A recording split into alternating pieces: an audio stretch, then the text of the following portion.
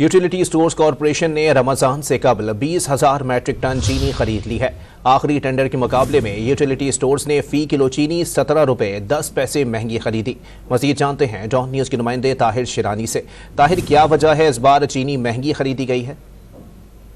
देखें, utility stores corporation ने जब 70,000 मैट्रिक टन चीनी का टेंडर जारी किया था तो उसके तहत जो बोलियां मौसूल हुई थी वो कम से कम 142 रुपए फी किलो के हिसाब से मौसूल हुई थी। और यूटिलिटी स्टोर्स कॉरपोरेशन क्योंकि रमजान में चीनी की दस्तयाबी यकीनी बनानी थी तो इसलिए यूटिलिटी स्टोर्स कॉरपोरेशन को चीनी खरीदनी पड़ गई और 20,000 मैट्रिक टन जो चीनी खरीदी गई है वो 142 रुपए फी किलो के हिसाब से खरीदी गई है। और जो गुज़श्ता टेंडर के मुकाबले में 17 रुपए 10 पैसे फी किलो ज्यादा बनती है।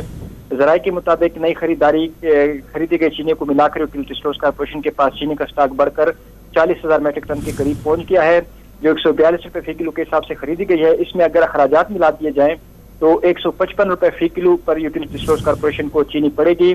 तो इसके साथ जो गुज़श्ता टेंडर था उसमें 40,000 मैट्रिक टन चीनी यूटिलिटी स्टोर्स कॉरपोरेशन ने खरीदी थी, जो 124 रुपए 90 पैसे फी किलो के हिसाब से खरीदी गई थी। जी, बहुत शुक्रिया ताहिर शिरानी, हमें अपडेट कर रहे थे। आपको बताएं कि यूटिलिटी स्टोर्स कॉरपोरेशन ने रमजान से कबल 20,000 मैट्रिक टन चीनी खरीद ली है।